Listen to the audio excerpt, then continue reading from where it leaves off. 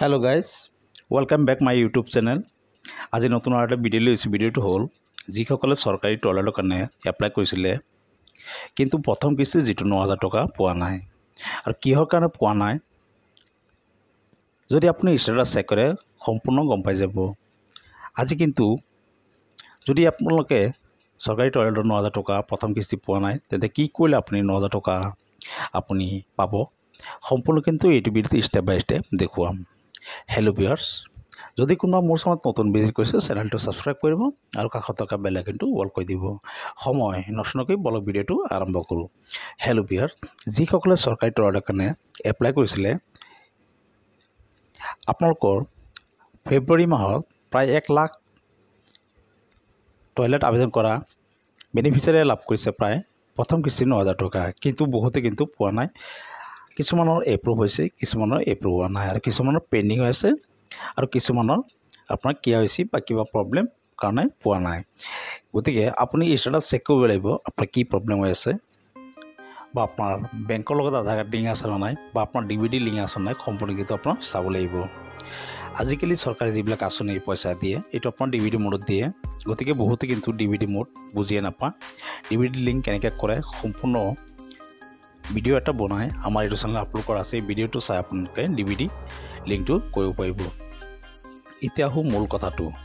আপোনালোকে প্ৰথমতে আপোনাৰ ষ্টেটাস চোৱাৰ কাৰণে আপোনালোকে 9000 টকা আপোনাৰ কোনটো বেংক একাউণ্টত কমাইছে বা কমোৱা নাই বা এপ্ৰুভ হৈছে নে নাই সম্পূৰ্ণ ষ্টেটাস চোৱাৰ কাৰণে প্ৰথমতে আপুনি আহিব লাগিব স্বচ্ছ ভাৰত মিছন। আপুনি স্বচ্ছ ভাৰত মিছন চাৰ্চ কৰি দিলে কিন্তু আপুনি অফিচিয়েল যিটো স্বচ্ছ ভাৰত মিছন এই অফিচিয়েল চাৰ্টত আপোনালোকে আহি যাব। হেল্ল' ভিউয়াৰ্স, আপোনালোকৰ সুবিধাৰ কাৰণে এই ৱেবছাইটৰ লিংকটো ডিছক্ৰিপশ্যনত দি দিম। তাত ক্লিক কৰিলে কিন্তু আপোনালোকে এই মেইন অফিচিয়েল চাৰ্টত আহি যাব। আহি যোৱাৰ পিছত আপোনালোকে অলপ স্ক্ৰল ডাউন কৰি তলফালে গৈ থাকিব। হেল্ল' ভিউয়াৰ্স, তলফালে গৈ থকাৰ পিছত ইয়াত চাওক 2 নম্বৰ যিটো আছে application form for IHHL dashboard, আপুনি ইয়াতে কিন্তু ক্লিক কৰি দিব। হেল্ল' ভিউয়াৰ্স, ক্লিক কৰাৰ পিছত নেক্সট এটা উইণ্ড' আপোনাৰ অ'পেন হ'ব। হেল্ল' ভিউয়াৰ্স, এইটো হ'ল আপোনাৰ ফেজ 2 যিটো আপোনাৰ উইণ্ড' এইটো আপোনাৰ এনেকৈ অ'পেন হ'ব। প্ৰথমতে আপোনালোকে যিটো ৰেজিষ্টাৰ নাম্বাৰ দি পেলাই এই টয়লেটৰ কাৰণে এপ্লাই কৰিছিলে এই ৰেজিষ্টাৰ নাম্বাৰটো আপোনালোকৰ তাত থাকিব লাগিব।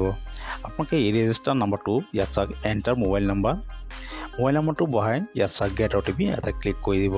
ক্লিক কৰাৰ পিছত আপোনাৰ মোবাইলত এটা ওৱান টাইম পাছৱৰ্ড আহিব। এই পাছৱৰ্ডটো আপুনি এই এণ্টাৰ OTPত আপুনি ফিল কৰিব আৰু ইয়াত চাওক তলত যিটো চিকিউৰিটি দিয়া আছে এই চিকিউৰিটিটো আপুনি ইয়াত টাইপ কৰিব আৰু চাইনিঙত ক্লিক কৰি দিব। ক্লিক কৰাৰ পিছত আপোনাৰ ষ্টেটাছ আপুনি চেক কৰি চাব পাৰিব। মই ফটাফট চাইনিং কৰি আপোনালোকক দেখুৱাই আছোঁ।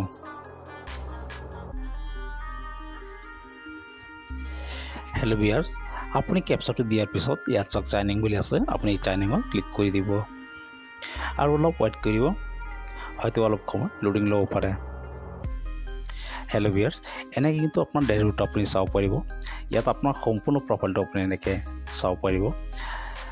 আপোনালোকৰ প্ৰফাইলটো চাই ল'ব এইটো আপোনাৰ হয় নে নাই। যদি হয় তেন্তে আপুনি ইয়াত চাওক 3 লাইন পাব, এই 3 লাইনত আপুনি ক্লিক কৰি দিব। ক্লিক কৰাৰ পিছত আপুনি ইয়াত দুটা অপশ্যন চাব পাৰিব। 1 নম্বৰত দিয়া আছে নিউ এপ্লিকেশ্যন আৰু 2 নম্বৰত দিয়া আছে ভিউ এপ্লিকেশ্যন। যদি কোনোবাই এতিয়াও চৰকাৰী টয়লেটৰ কাৰণে এপ্লাই কৰা নাই তেন্তে নিউ এপ্লিকেশ্যন গৈ পিনে সম্পূৰ্ণ ফিল কৰি ডকুমেণ্ট আপলোড কৰি নতুন টয়লেটৰ কাৰণে এপ্লাই কৰিব পাৰিব। আৰু যিসকলে এপ্লাই কৰিছে কিবা কাৰণত পে'মেণ্ট পোৱা নাই তেন্তে আপুনি ভিউ এপ্লিকেশ্যনত ক্লিক কৰি আপোনাৰ ষ্টেটাছ চেক কৰিব পাৰিব। গতিকে মই ভিউ এপ্লিকেশ্যনত ক্লিক কৰি দিলোঁ। ক্লিক কৰাৰ পিছত কি ষ্টেটাছ আছে আপোনালোকে চাব পাৰিব।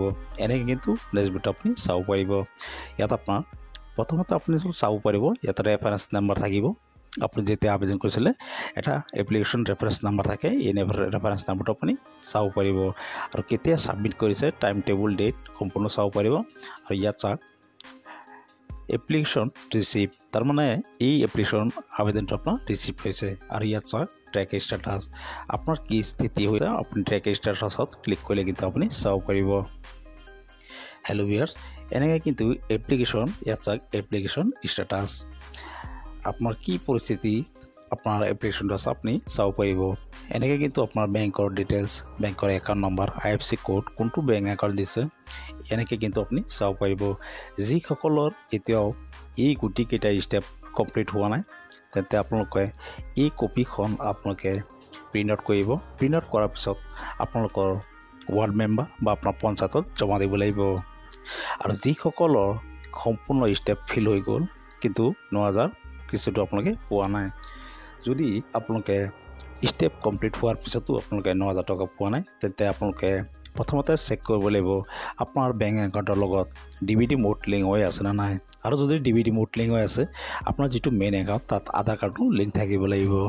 সম্পূৰ্ণ থকাৰ পিছত আপোনালোকে কিন্তু এই 9,000 টকা লাভ কৰিব। যিসকল আপোনাৰ DBD লিংক নাই ফটাফট লিংক কৰি লওক, আপোনালোকে এই 9,000 টকা লাভ কৰিব। DBD লিংক কৰাৰ কাৰণে আপোনালোকে এইটো অনলাইন DBD মোড লিংক কৰিব নোৱাৰিব।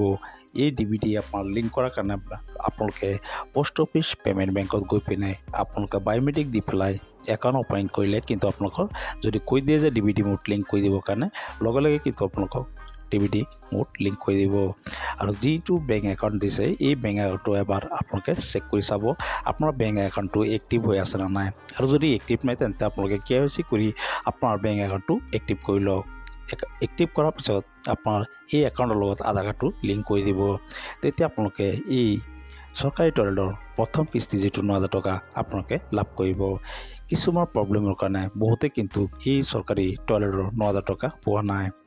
হেল্ল' ভিউৱাৰ্ছ, যদি ভিডিঅ'টো ভাল লাগিছে এটা লাইক কৰিব আৰু যদি কিবা সুধিব আছে কমেণ্ট কৰিব পাৰে। ধন্যবাদ।